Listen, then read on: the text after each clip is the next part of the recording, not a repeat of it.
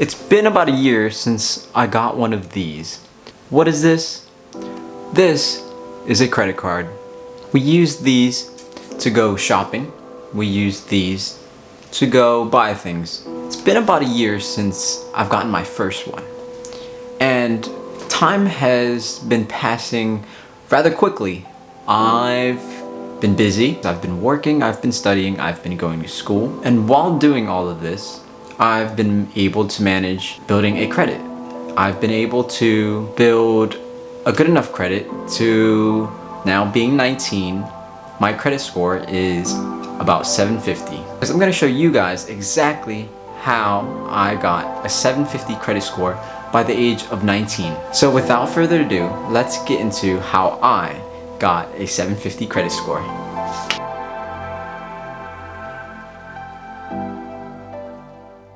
Let's get into my laptop here where I wrote all my notes, and it'll make it easy for me to explain it to you guys on how I got my 750 credit score. So bear with me guys and let's get into it. The first step that I took to getting a 750 credit score by the age of 19 is to apply as soon as possible. I applied as soon as I could, basically. So on my 18th birthday, I applied for a credit card. More specifically, I applied for a Discover credit card. I had no credit history. My parents didn't sign me up for a credit card, so obviously up until 18 I was non-existent to credit companies. So in knowing that, they only gave me about a 500 credit limit.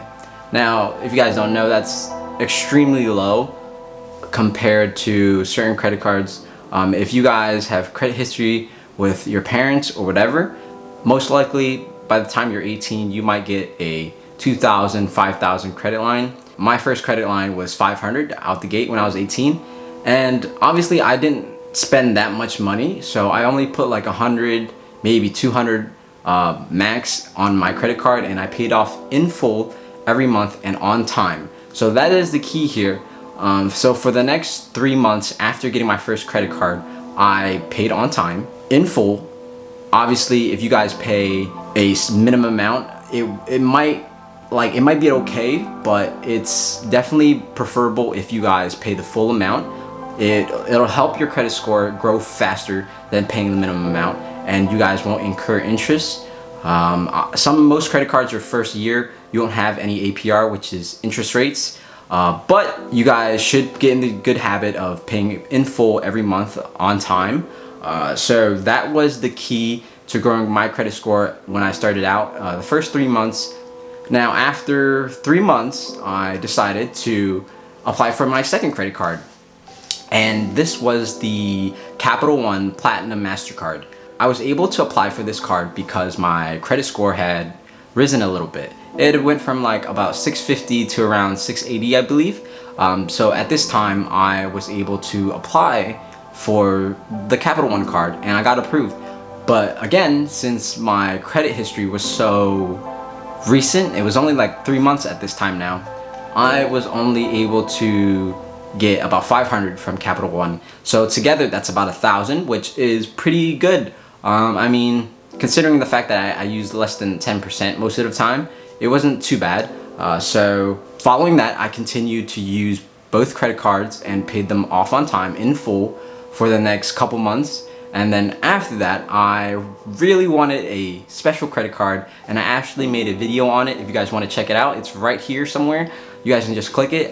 It was the Apple Card. I got an Apple Card at the age of 18 with a credit limit of actually $3,000. So that made my credit line jump ridiculous amounts, which made my utilization really low. So spending about $100 every month compared to like 3,000 credit line, that's like nothing. My utilization allowed me to raise my credit score. If you guys don't know, the less you use on personal credit cards, the higher your credit score will go, because credit companies see, oh, you don't spend a lot of money, so they'll feel like you're a safe credit card holder. And spending a small amount on your credit card is very good for your credit score, because when you have a small utilization, which is about like under 10% every month, your credit score will definitely go up compared to someone who spends 20, 30, 50%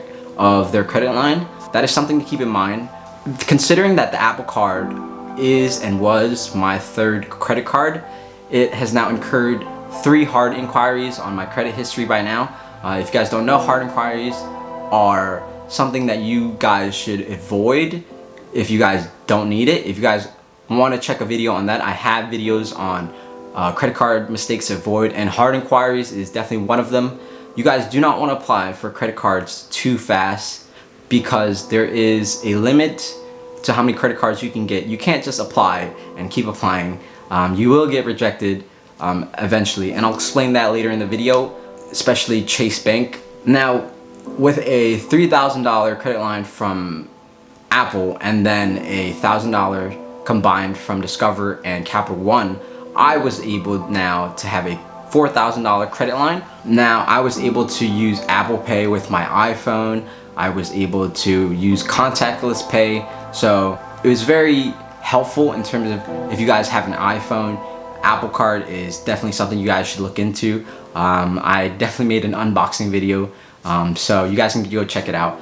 Now, with the Apple Card, I actually bought my MacBook with it. You get about a 3% return on your purchase if you buy anything at the Apple Store, so that was huge for me. It adds up, trust me guys. 3% on $1,000, like it's like $30 right there, bam, free. So that was great. Now, I continued from there, I continued to pay off all my credit cards on time in full, no matter how much money I spent.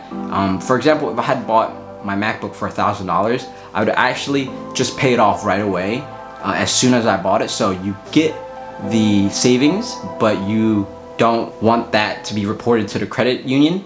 So you buy anything, you pay it off right away, especially if it's something huge. Like let's say your credit limit is $1,000, you spend $900, you want to pay that $900 off right away so the credit union doesn't report it.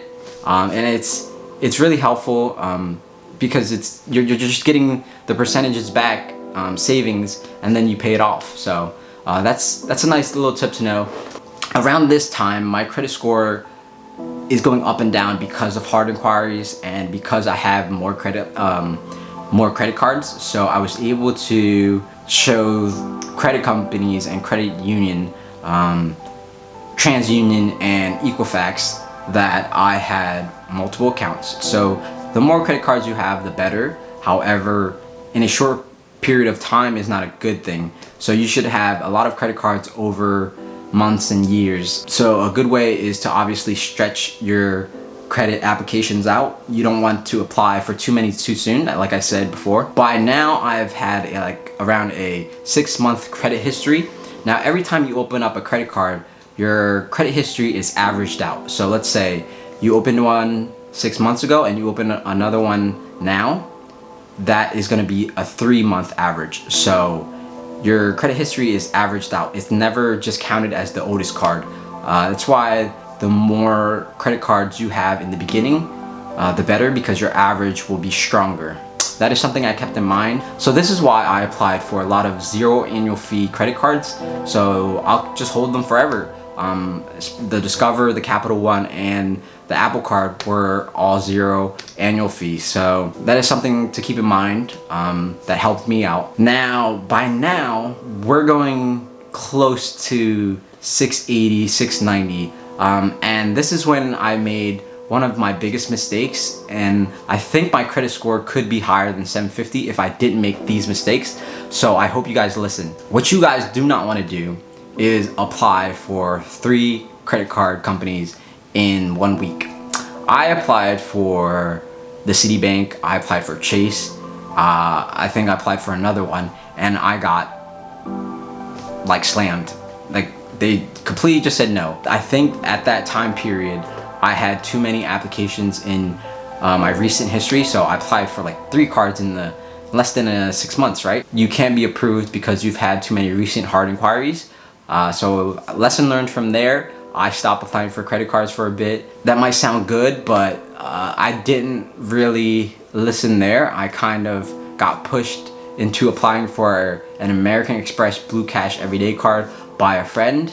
A couple months later, actually. Following the 3 hard inquiries, I applied for a American Express card, and lucky enough, oddly enough, I got approved for $2,000. So again, this pushed my credit limit up even higher. So now we're around like 6,000 credit limit, right?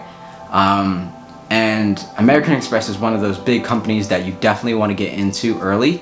So in my opinion, if I could redo everything, I would definitely line up American Express a little earlier.